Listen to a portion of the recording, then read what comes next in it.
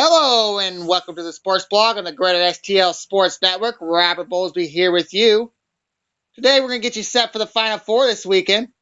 Some NBA playoffs, NFL news and notes, maybe a little season outlook for the Cardinals, some stadium talk, and some news. And that's the rundown for today's show.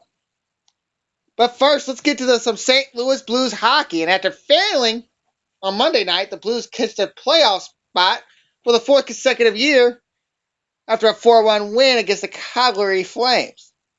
Ken Hitchcock's hand was forced on Thursday night as Alexander Steen and Vladimir Tarasenko were both injured. Now, Hitch had to play his lineup magic, which people have been giving a little bit of a hard time on this season.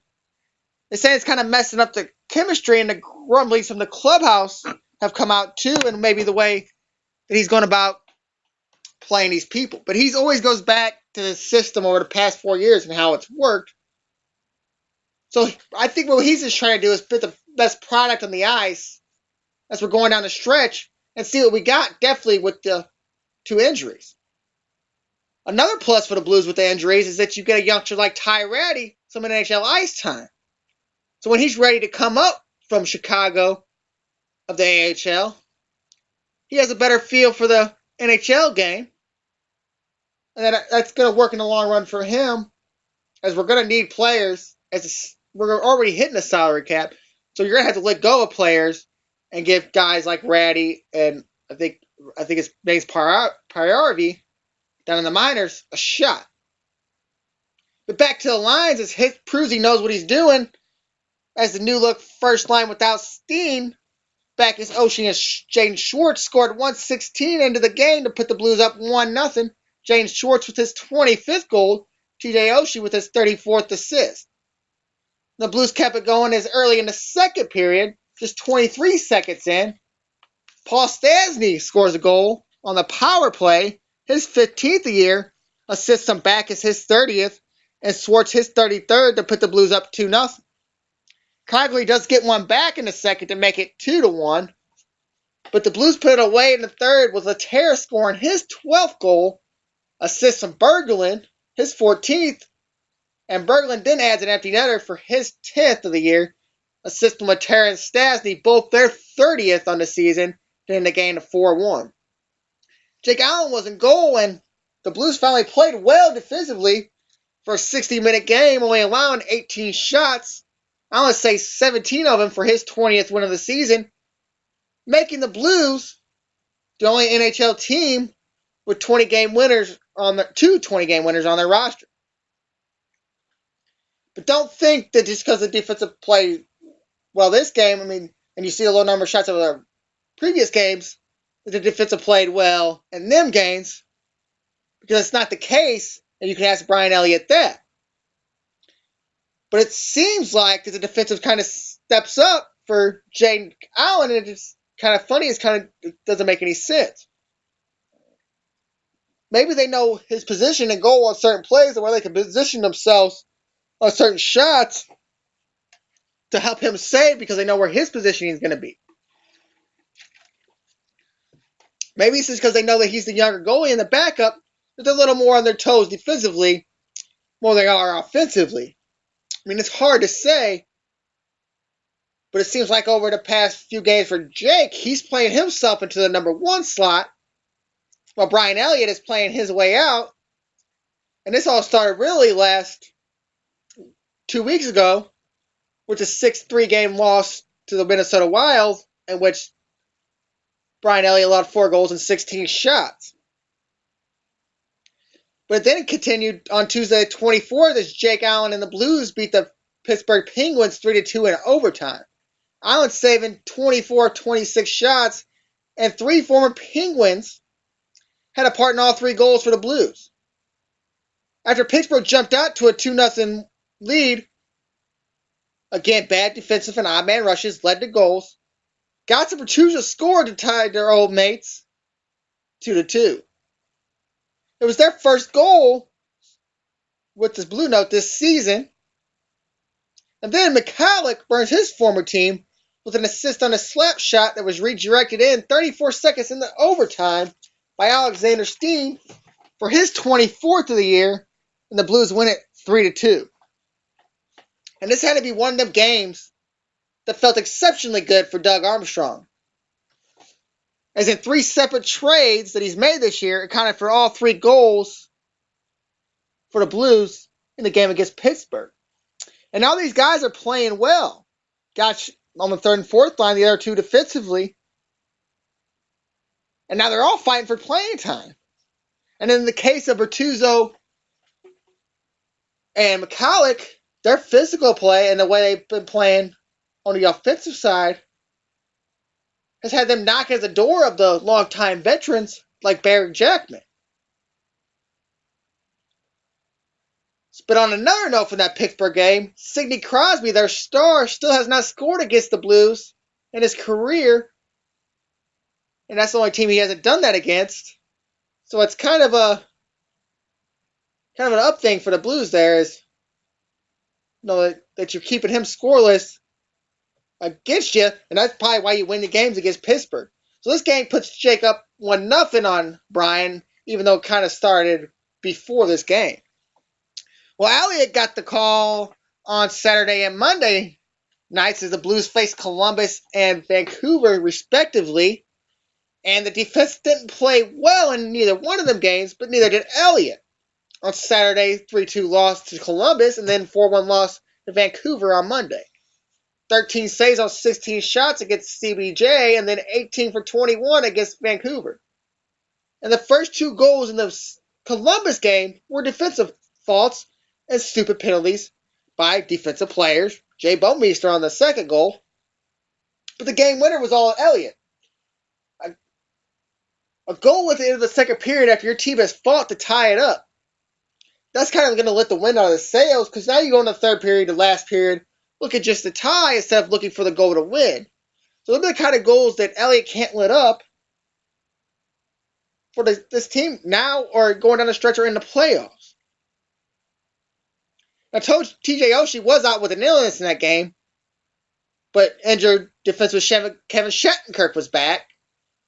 But it didn't build up the defense enough, and you kind of expected that with him being out for so long, that he wasn't going to help the players that haven't been playing as good as Bouwmeester, Jackman, and Gustafsson haven't been playing all that well at the Lake, and Petro's still on his offensive thing instead of showing more of his defensive side.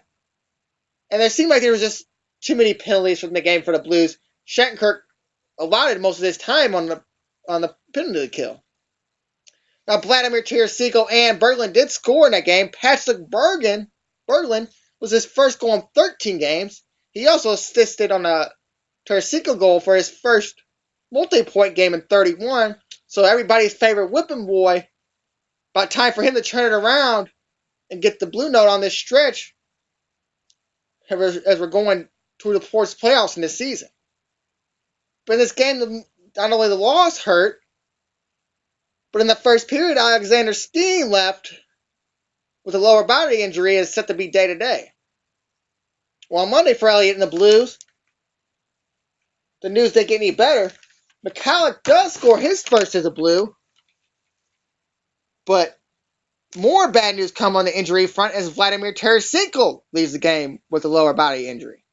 So 2 games in a row where you lose your top 2 scorers for a team when your goalie, at least your number 1, struggling, that you don't want to lose scoring. Now, guys like Stastny and Swartz, as they did Thursday, are going to have to step it up for the Blues. Now, the injuries look to be moderate, but both will be back by the playoffs. But you're still going to need the guys like Swartz, Stastny, Backes, and Oshie to step it up for your 2 biggest goal scorers. Also, throw Laterra in there, throw Berglund in there. And then you're going to have to give your guys that more of the physical play, like Ott and Reese, to maybe either step it up offensively, or maybe without Vladimir Tarasenko Steen out there, teams are going to come at you more on defensive fronts, try to stop the long passes, because you don't have that guy in waiting, so maybe they're going to have to show more of their offensive prowess, and that really goes for all the wingers and centers. And the Blues need to stay where they are in the playoffs in this situation, because after the game against Calgary, they were only 1 point up against the team they would be playing in the playoffs, the Blackhawks, for home field advantage in at least the first round. So I looked up the overall record for the Blues versus the Blackhawks all time. Blackhawks lead the all-time series 167, 127 to 42. The playoffs 32 to 24, and the Hawks lead the season series 2-1. So the Blues don't need to lose any ground because you're all disadvantaged against the Blackhawks throughout your existence plus the season. So you want to use some kind of advantage to stay ahead of them for the home field ice. Another thing to look at is another team that's kind of hovering around for you in that situation is the Minnesota Wild, who have accumulated 5 of a possible 6 points against you this season. Blues' only win came on November 25th, 3-2 in a shootout. Now, against both these teams, you're going to finish out one of your last weeks with them as your last week with them is on April 5th. The Blues play the Blackhawks in Chicago. April 9th, the Blackhawks come to the Scott trade. The Blues finish it out with the Wild at the Scott trade on April 11th. So this is going to have to be a stretch where you go down a stretch to prove yourself the teams that you struggled with in the season. Now, what I'm saying is the past is the past. The Blues have handled the Wild in the past before, but they haven't this season. So on April 11th, you're going to have to prove that the past is the past back to the past. Because these are games you're going to need to stay at. You want to be as high a seed as you can going into the playoffs for home ice advantage. So you're going to need these games going down the stretch. It definitely gets the teams that are fighting for playoff positioning to get to where you need to be and get the home field advantage for the playoffs. And hopefully you get to where that you got the lines going around like this Backus, Oshie, Schwartz line to where you could kind of keep Vladimir and Steen rested until the playoffs to help out the Blues in the long run to try to make a decent run. The Blues do play Friday. Brian Elliott is in goal, which is a little scary because on his last 53 shots against him, he's allowed 9 goals. But hopefully the game Thursday runs up on the better play from the defense, the offensive play, and the goalie play. Hopefully that all runs off to where we don't have to worry about it Friday night. Now later on in the show, I'm going to compare a guy we might have gave up on too early when we signed Brian Elliott back in 2011 to that 1-year contract. And happy Easter, as on Easter this year is opening night for the Cardinals and Cubs at Wrigley Field. Now we'll get to see that nice new Jumbotron. Wrigley might not have any bleachers, but the show must go on. And a week towards the end, which is good for the Cardinals, is down the stretch of the spring training. The starting staff start to show what they're capable of. Pitching is what you're going to need this season for the Cardinals, as you don't know what you're going to get from the middle to your right side of your infield or outfield, production-wise.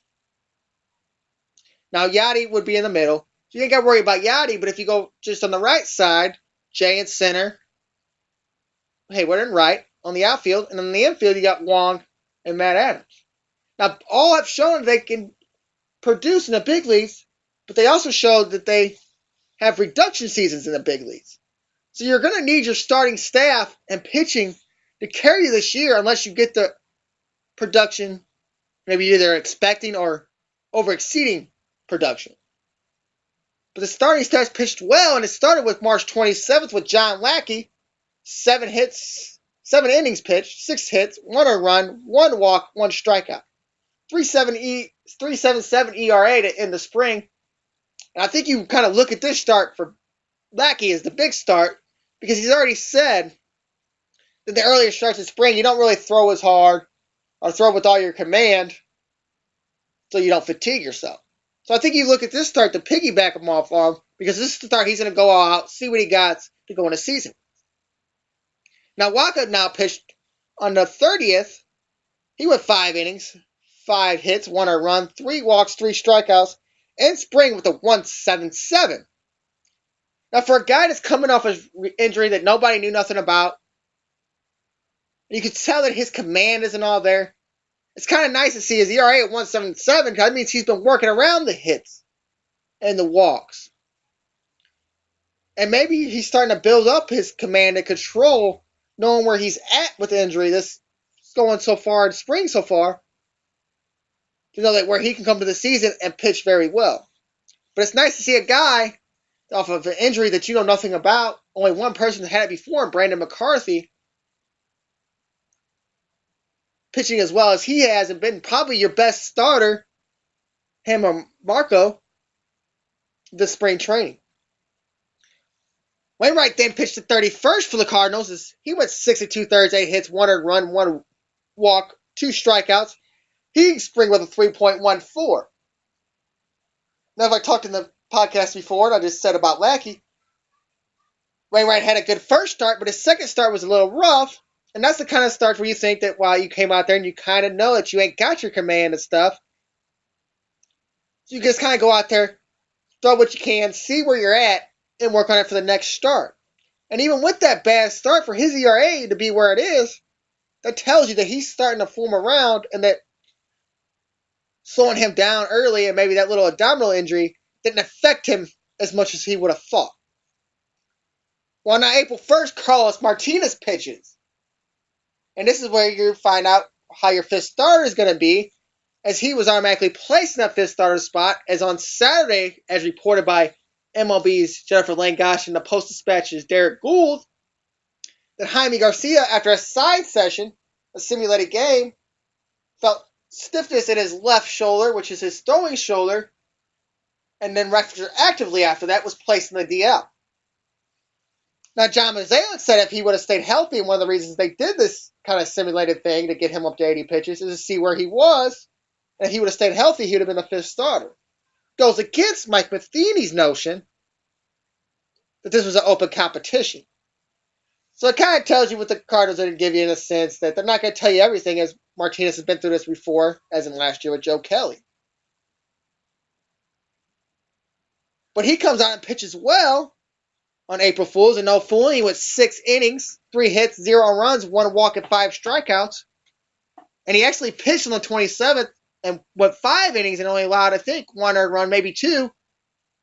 So now he's starting to build off something. And I was the one complaining about he wasn't getting the innings and how high his ERA was. Well, now he's got it down at 286 in his last 2 starts. He's starting to build up the innings to where now you can see that you can have him as a reliable fifth starter maybe. And there's no joke that you want your fifth starter to have a 286 ERA. That's nice if you're coming out of spring training to see that your starter can be capable of being a top-of-the-line starter as a fifth starter. And even with your third and fourth starters, as Waka could be a 3 or 4, and Lackey's going to be 3 or 4. There's your top 4 to 5 guys now that could probably be 1 or 2 starters on any other team in the league. But what get to Lynn is on April 2nd, he pitched 6 innings, allowed 3 hits, no earned runs, 4 strikeouts, no walks, shows the hips not bother him any, and he ends spring with a very good, respectable 2.25 ERA. So now a starting pitcher over the whole spring with an ERA over 4. That includes for all the starts that Marco and Jaime got. So if you want to look over the last 5 starts for the Cardinals starting staff, they've gone 30 2/3, 2 earned runs, 5 walks, 15 Ks with an ERA of .066. Now Lynn did pitch the 28th, the day after Lackey.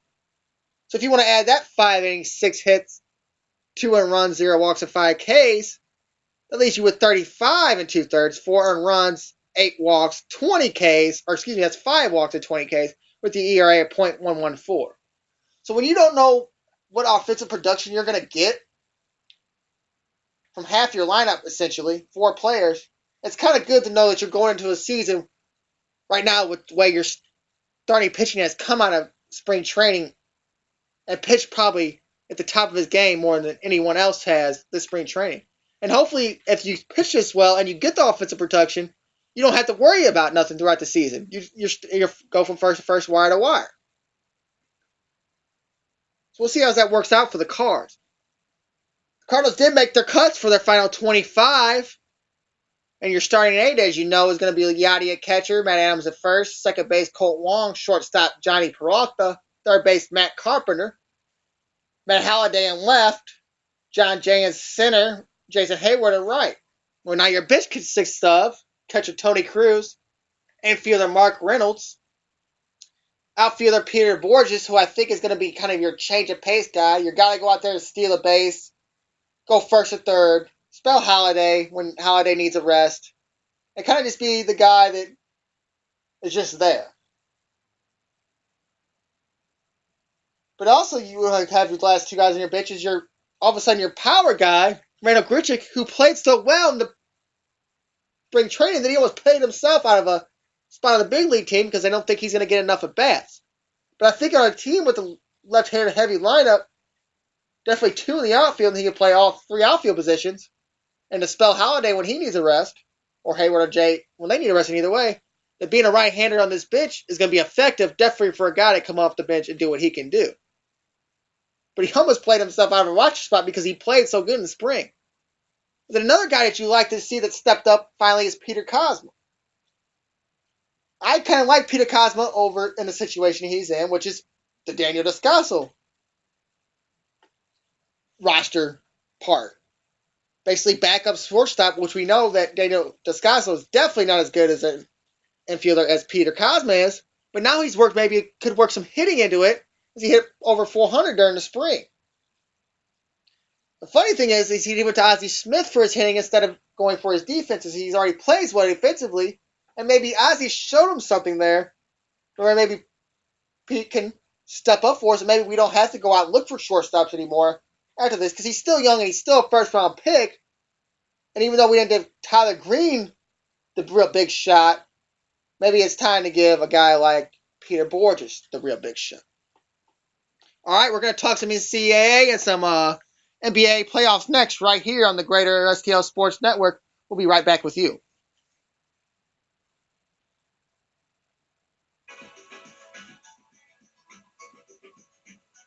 It's so great to have you here. Sirius XM's watercolor. Thanks. I'm PJ. You'll catch the fellowship award sponsored by the American Association. Real 60 not but month to at 8 p.m. post time.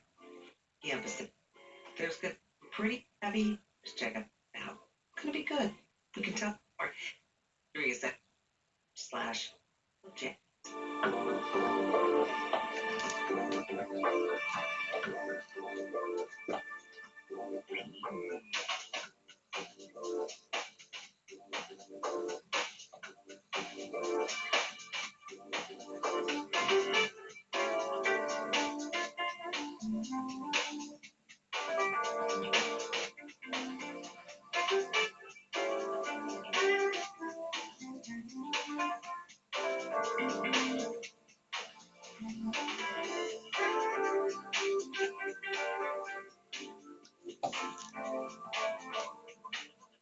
And welcome back to the Sports Blog of the Greater STL Sports Network. Robert Bowlesby right here with you. And your Final Four is set for the NCAA tournament as Kentucky's going to play Wisconsin and Michigan State is going to play Duke. And hopefully this Final Four plays out like the Elite Eight did. As in two of the games, Kentucky and Notre Dame and Louisville, Michigan State went down to the wire. Both losing teams had leads going down the stretch of the second half. In the case of the undefeated Kentucky, Andrew Harrison had to make 2 free throws with 6 seconds left, and an Irish three-pointer missed at the buzzer gave the Wildcats the win. Now, I don't think that the other two games were blowouts, Wisconsin and Arizona and Duke and Gonzaga, because they weren't. And that's what's kind of good as you get to this tournament, is you see that even in the early rounds, there's not many blowouts in this tournament.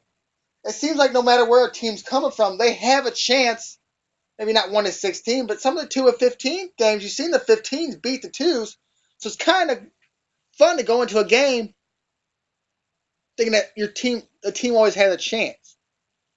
Now, people think that the winner of the Kentucky-Wisconsin game is going to win it all. Most think Kentucky's going to go 40-0.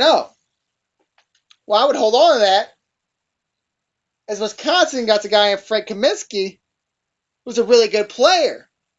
and he can make the outside shot. So if he brings the big man out and they have to guard him on the outside, it kind of opens up for what Notre Dame did against Kentucky and go inside and prove that they can beat on the inside. And then in the Michigan State Duke game, you kind of have two coaches that have been doing it for a while, and I don't think you can ever count out Tom Izzo in a tournament or Coach K. Coach K has been doing it over the years with the one-and-dones or the 4-year players. Izzo could be anywhere in this tournament, 15. It'd be kind of cool to see him as a 15 and see what he could do. But anywhere in this tournament, 1 to 10, and every year it seems like he makes his way into some big game in the tournament. So don't just think that Kentucky's just going to run away with this with the way that Wisconsin can play. Now, the thing with Kentucky is can these big guys beat up on Kaminsky and get him off his game, and then Kentucky rolls. See, I don't think that kind of happens with the Duke and Michigan State game because they really don't have the elite players that Kentucky has. So I think that's going to be a closer game in where you kind of hope your bigger guys stand out for both teams. But at least you even say Wisconsin does beat Kentucky and Michigan State beats Duke. Why would you count Michigan State out against the team in the conference that you don't really get talked about in the Big Ten? Well, they play together already. So maybe Izzo has something against Wisconsin, but also maybe Bo Ryan has something against Michigan State. Now, most people just want to see the powerhouses go, Kentucky and Duke, and just let them find it out to see who's the best in the league. And that could happen. And that might be a funner game to see at the more, polished teams play against each other to see who's the best team. But that's what's kind of fun is there's just so many scenarios in any game you play out that could happen to lead to the next round in almost every round of the tournament. And maybe because it's single elimination, maybe that's why it's like that. Maybe that's why the people don't get into the NBA because it's 7 games. Maybe that's why the people are more into the NFL because it's single elimination and it's kind of you never know who's going to win. You just never know what's going on. And I think it also makes it interesting for people like us that live in the Missouri area because now, for some reason, I'm kind of interested in the tournament to see how the games turn out, even though we don't have Missouri, Illinois, or SLU in there. But you kind of look at the games like the Wichita State game versus Kansas, where Kansas, as we know, Kansas won't play Mizzou either, even though we probably don't want to play them anymore. But now they got forced to play Wichita, Kansas did, and now Wichita is leader of the state. So I kind of think I was good in this team. It could also create rivalries for later on, maybe for non-conference games and stuff. Or also it could show like a team like SLU, who's probably not in the region they should be in the A10, maybe that like with Wichita State being Kansas, and the Missouri Valley stepping up. Maybe St. Louis goes down there for a better schedule for them and probably an easier division to win for them and easier to go into these rounds of the tournament. But I like the tournament because I think that the kids are going out there giving it all they have because this could be the last special thing that they do in their life. Not all these kids are going to the NBA. Not all these kids are going out to get these crazy $100,000, $200,000 jobs. Some kids, as I was talking about with the dean, some kids got to go back into real life, and this might be the only thing that they accomplish in their basketball career that could be special to them. So I think that's maybe why there's a little more effort, maybe a little more emphasis put into the NCAA tournament than there is in the NBA. The last NBA game I can remember that gave you a bunch of excitement was, I think it was Game 6 when Ray Allen chased the ball down and hit that crazy shot against the Spurs a couple years ago. But you don't just see that in every year or every round of the tournament or the playoffs for the NBA. You see it in football sometimes. In the NFL, but you see in this tournament a lot more. And I think this is what makes this tournament special and makes everybody around, not just in the areas of where teams are playing, but around the nation, watch these kind of games. Now, I will move to the NBA playoffs. And there's just been a little bit of ratchetness on the NBA playoffs as people just want the 16 best teams to get in. Now, I don't know if that can happen the way everybody wants it. Because then you kind of make it a little less road hard travel for the teams that are fighting for playoff spots for the 8th and 9th spot. Now, the West doesn't matter to most people, as Golden State will play the number 8 seeded Oklahoma City Thunder. The Thunder last checked were 41-32. So that's your 8th place team. Memphis plays Houston. Dallas plays Houston. Houston number 2, Dallas 7. Memphis is number 3, plays San Antonio. Portland number 4 plays number 5, Los Angeles Clippers.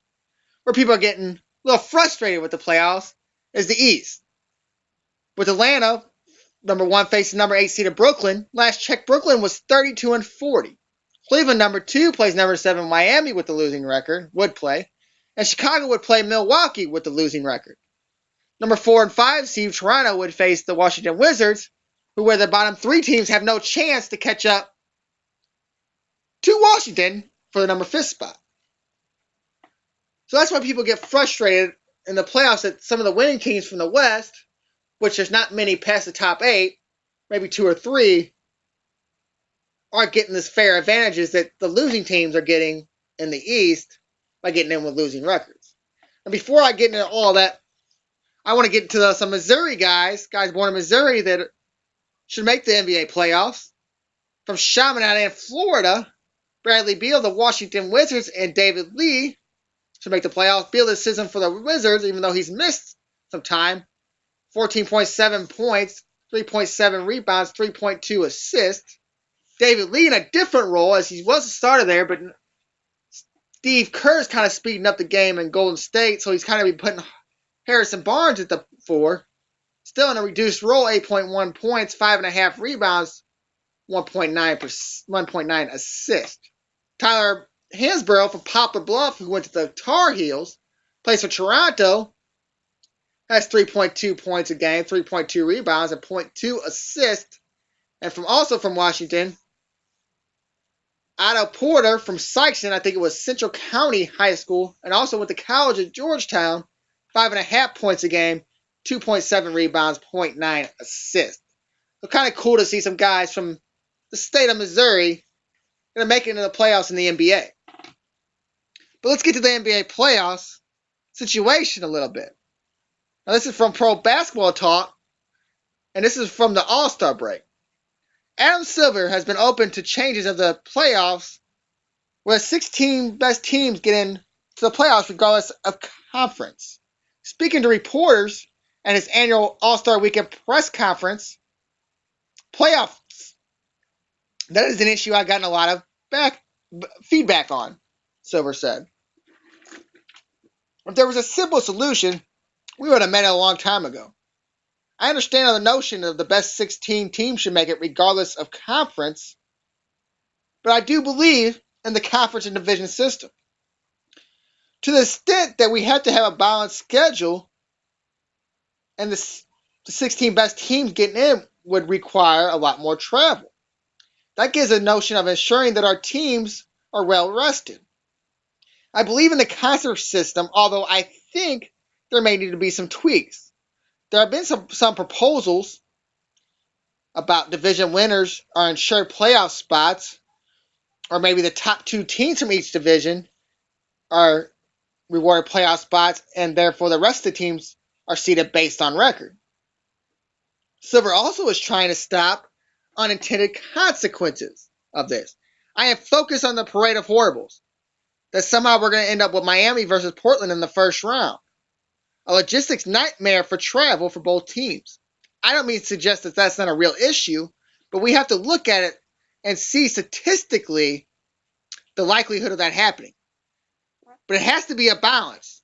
There's no real perfect solution for this. Now, he's already said that no changes would be made to the 2016-2017 season. But I've kind of come up with maybe of a relocation thing or adding another division to the NBA playoffs. It would start with taking 4 West teams, Minnesota, New Orleans, Memphis, and then your The detractor would have to be Sacramento, even to move them to the Central. And I'm not saying St. Louis, but maybe back to Kansas City or somewhere closer to the Central to start off with the West and the Eastern Division.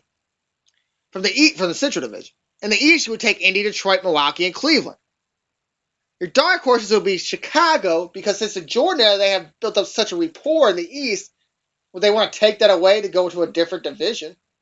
And also OKC, the Thunder, with the same thing in the West, even though they haven't been around for a while because they came from Seattle, and they were in the West for a while. So Seattle have their report. Do they change their report? Maybe go to a division that's less,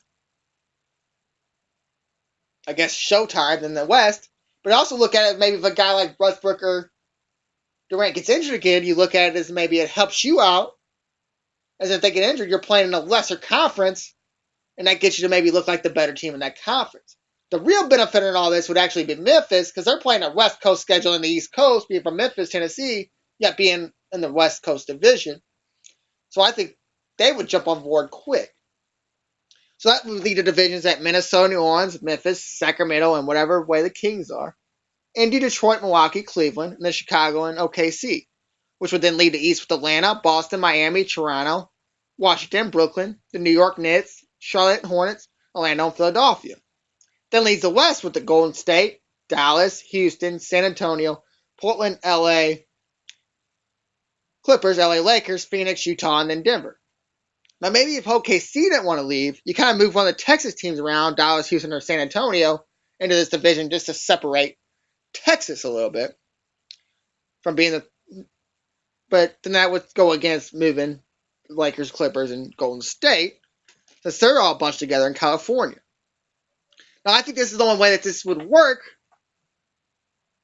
because then you can't just use two divisions. You got three divisions now, and now all 16 teams. If you go with the East and West, based off the schedule that they've been playing, it just seems smart to keep them where they are. But this is how the schedule I think would work if you added another division. You play 6 games against your 9 opponents from the division. Like if you're Minnesota, you play the 9 teams from the division 6 times. We'll leave you with 54 games. And then you would spread out the last 28 games that are left between the East and the West, so you get accustomed to travel.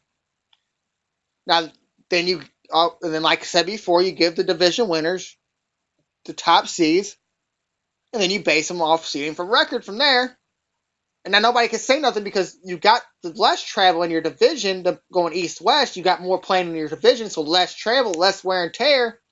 And then you got your travel in the other games with more days off, and you know how you're going to have to play in them situations.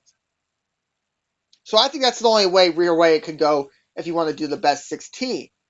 Because if you kept it East and West, you just have to go best 8 from each division, like every other one does, and come with it. NL, AL. And then the way that the NHL does it is kind of different there. The only thing that they have to change, instead of going with the 2-2-1-1 and 1, they'd have to go back to 3-2-3-2.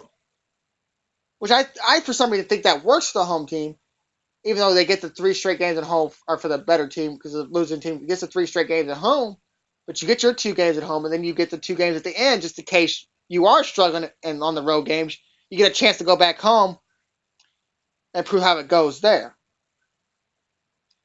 But I think this is a real way for the NBA to change the way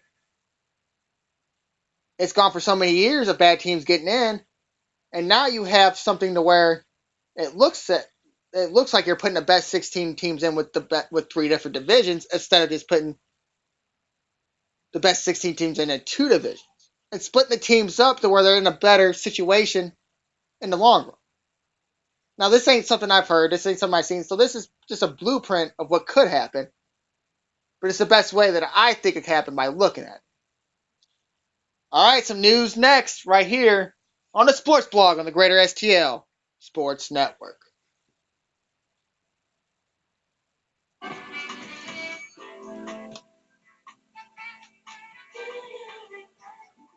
Hi, this is Mesa. April is Jazz Appreciation Month. The first time I met my...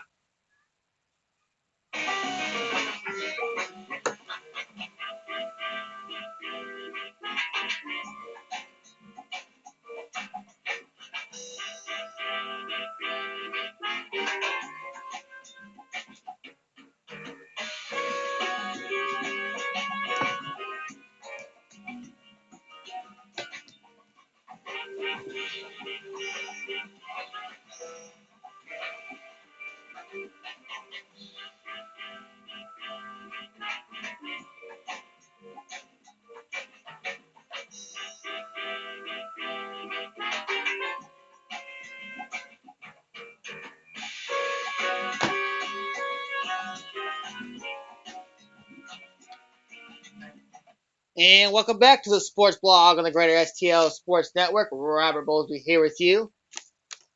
And I kind of want to start off this little news segment we've been doing with a story that might affect the Cardinals nation a little bit. And Kurt Ford. Former Cardinal player Kurt Ford said Thursday he might have to move from St. Louis after being punched in an unprovoked race-related attack.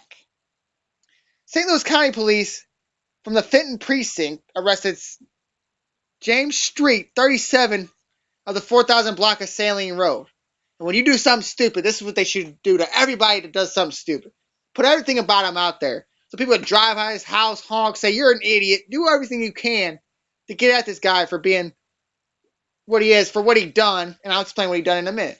James Street, who's a white man, allegedly punched Ford, the black former Cardinal, Wednesday after shouting racial slurs and telling him to go back to Ferguson. The incident began around 12:30 as Street and Ford approached the same gas pump from opposite directions. Ford pulled away from the pump and parked in a spot in front of the store. When Ford exited his vehicle, Street got out of his car and began shouting racial slurs at him. Street entered the store, and Ford tried to avoid confrontation. Ford went to pay for his gas, and Street began to exit the store, then approached Ford and punched him. Street was charged with one count of assault motivated by discrimination in the third degree, which is a Class D felony. And it's something he deserved. If you do something wrong and something dumb like this, these guys need felonies on their record. Now, it's just even the dumb part that started off is they pulled in the same pump, and obviously this guy was mad about it. But then because Kurt Ford is black, Street had to bring racism into it. And it doesn't make any sense how this became a racial situation and how because he's black, he gets told to go back to Ferguson. So because he's black, he automatically is from Ferguson. Ford, who probably doesn't live in Ferguson now and probably never lived in Ferguson, could have, but you never know. But he's automatically from Ferguson because he's black. Now, if you're in St. Louis, you should know by now, if you pull up at a pump that you think is yours, and I was in quotes, that most people aren't going to give it up. He backed out of the spot for you and went to a different spot without hesitation to avoid confrontation. Yet you're so egotistical and just there's something wrong with your brain that you're so special that you need to yell at him about where he parked and then blah, blah, blah, and that he needs to go back to Ferguson. This also kind of ties into the story that happened on the Metrolink. It's Street being a white guy and being racial, but then now you get the blacks being racial against the whites. On the Metrolink, a guy is beat up after being asked for a cell phone and not giving up, and then being asked what he thought about the Michael Brown situation, and he said he hadn't really thought about it. He then gets punched by a 15-year-old and then a 20-year-old who should be charged with the same thing as James Street has been charged with a felony on the record. So when they go to get something to better their lives, this is on their record to prove that you did something stupid and this is your fault because you want to be, I guess, racially insensitive because you think that's the right way to go about things. Now, for them younger kids and Street, we never had to grow up in a most racial situation. Now, the younger kids might have to deal with the cops these days, and Street might have to deal with it the way he grew up, being 37, some of the older generation are still a little racial. But to bring in a situation about a gas pump and on the Metrolink, on a guy on the Metrolink who was minding those business, and a guy at the gas station who was minding those business, that they're involved in something and sucker punched for no apparent reason. But this is St. Louis for you, in a city that's as racially divided as we are. Yeah, we have the most races, R-A-C-E-S, in the city than most cities in the country. Black, white, Asian, Bosnian, Mexican, all that.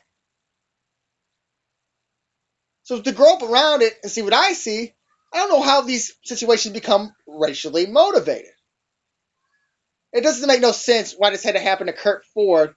And now you got a guy who there's probably people that listen to Kurt Ford and now saying, oh, I don't want to move to St. Louis because of what he's saying about St. Louis. And this happens in St. Louis. And now you're going to have people scared to buy the Metrolink that people take to the Blues, Rams, Cardinals games because you got wannabe thugs to get on there and want to show off for the camera and want to punch a guy because he doesn't have information or he doesn't have an opinion that you want to hear. But what if he would have said any opinion he would have said would probably went against what they wanted to hear?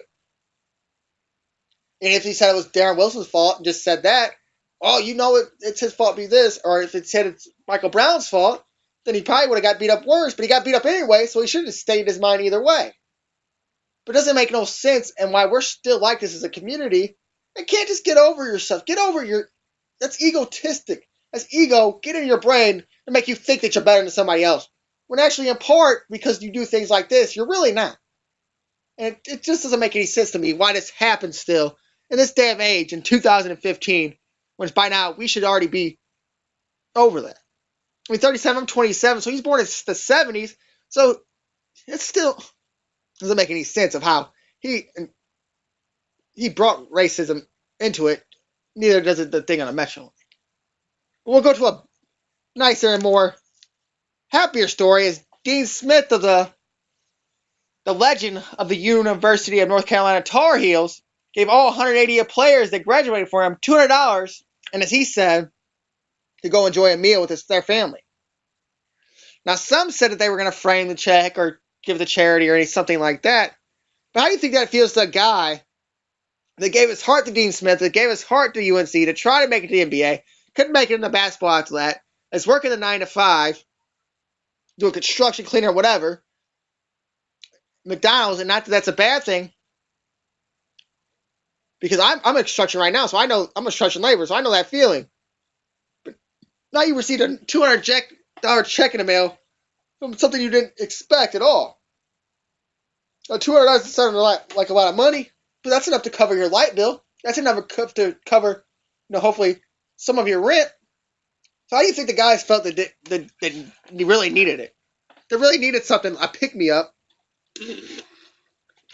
from a guy that they probably had way more respect for than they thought that. But you get a check that proves that he had just as much respect for you as you did for him. So I think that's kind of cool, and that's just kind of special. That shows how special some people are. And as as people die, you just hear the weird stories, not weird stories, but different stories of how special that guy Dean Smith really was. And this just proves it along farther and farther. Well, now let's get to the funnier news. As on March 25th in Washington, a Washington State patrolman says it was by far the best carpool scam he's ever seen, but it didn't work. A motorcycle trooper parked along Interstate 5 near Tacoma spotted a driver with an unusual passenger passing by him in the carpool lane. When the trooper decided to stop the car, he discovered that the passenger was a cardboard cutout of the most interesting man in the world from the Dos Equis beer ads. Now, the cutout was not confiscated, but the man was told not to use the Dos Equis beer man again. The Highway State Patrol decided to channel their inner cardboard cutout and tweeted, "I don't always violate the HOV lane law, but when I do, I get a $125 ticket." And that's why we're going to get the two from Florida, our favorite state for these. And if we keep doing these, by far, this is going to be our favorite state. A man admitted to trying to sell guns believed to have been owned by Saddam Hussein's family. David Philip Ryan, who is from Miami, pleaded guilty in a New Jersey court to conspiracy to transport stolen firearms. The 50-year-old could face up to 5 years or 5 years in prison and $250,000 fine. 7 guns estimated a value of up to $300,000 were seized from his home in 2012. Among the firearms was a gun that featured a gold medallion engraved with the initials QS, which were presumed to indicate the late Iraqi president's son, Qasem Saddam Hussein. Well, that's just a funny story from Florida, and we got another one now.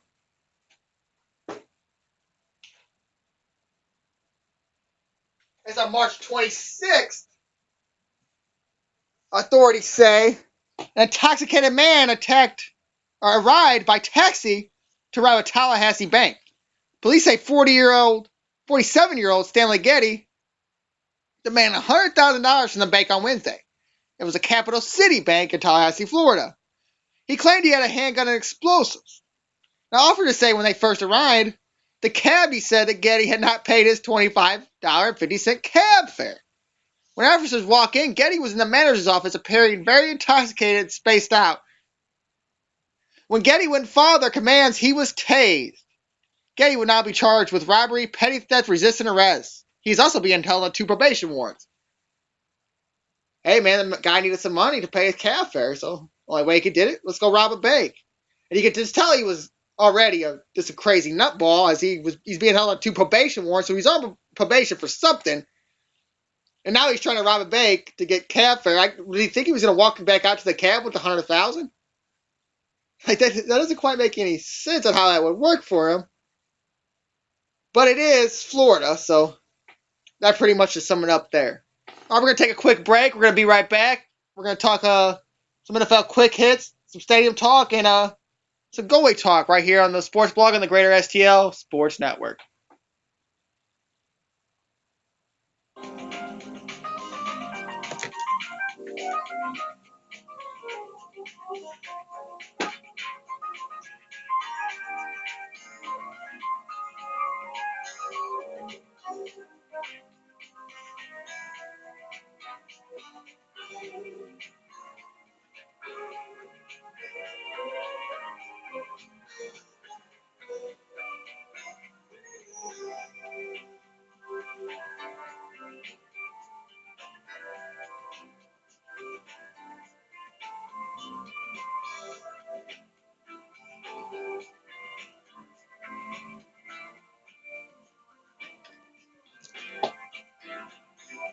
And welcome back to the sports blog on the Greater STL Sports Network. Robert Bowlesby here with you.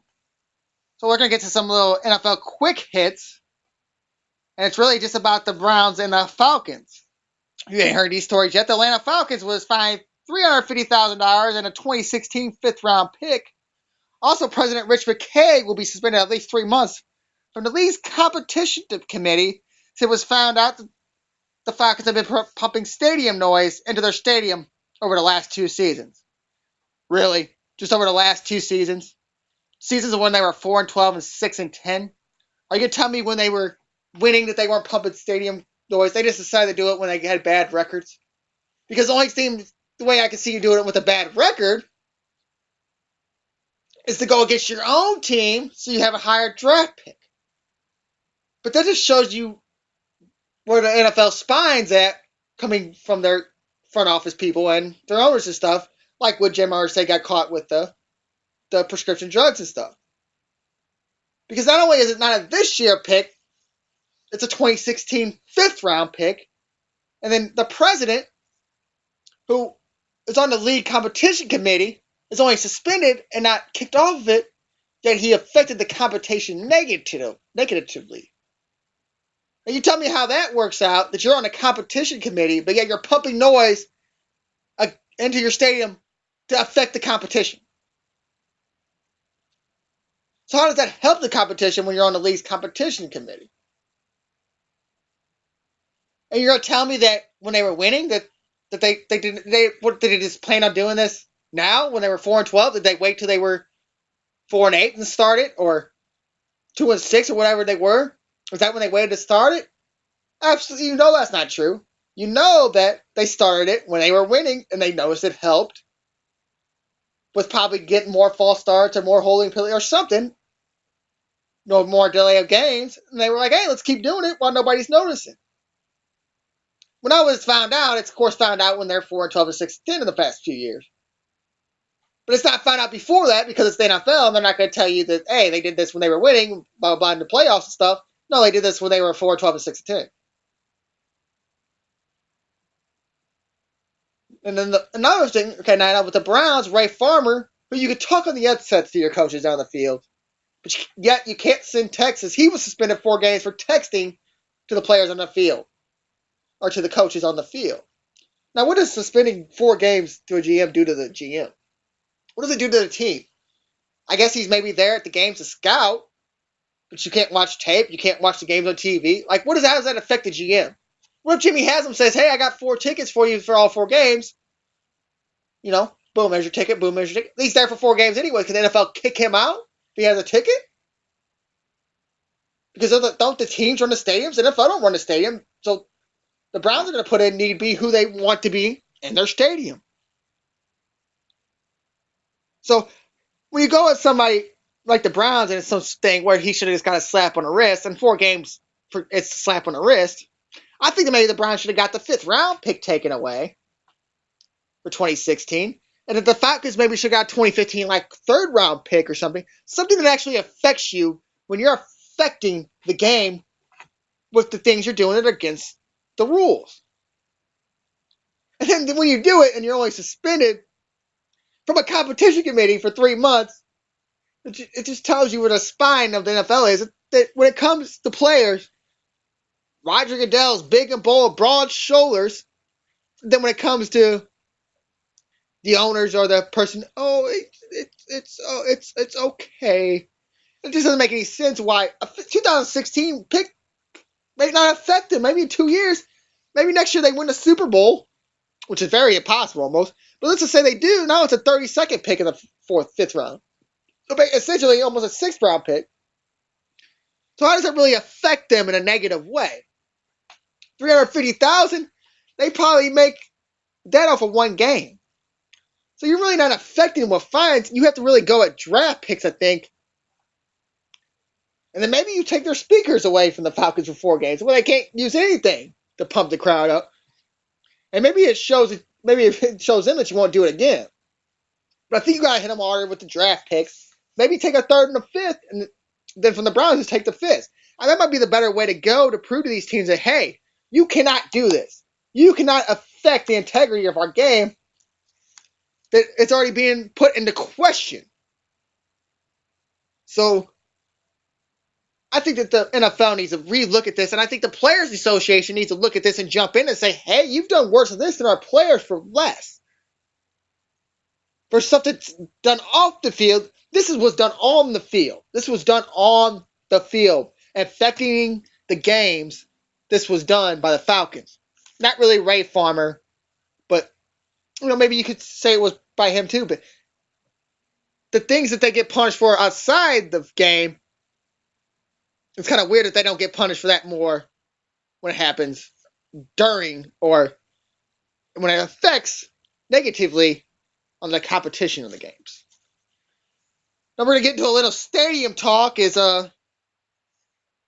Steve Stinger, county executive for St. Louis County, was told this weekend that this new stadium will not need the $6 million in bonds that the county now funds for the Edward Jones Dome. Now, why this is a big deal, because it's $6 million. Well, according to, I guess it was Dave Peacock, but according to the Stadium Task Force at least, this has to be done NFL-wise, so there's no missing money somewhere, that they turn the $6 million into privately funded money instead of anything else. But that's all we're going to get to today, and I'd like to thank you for listening. We'll see you again soon, and this has been Robert Bowlesby on the Sports Blog on the Greater STL Sports Network.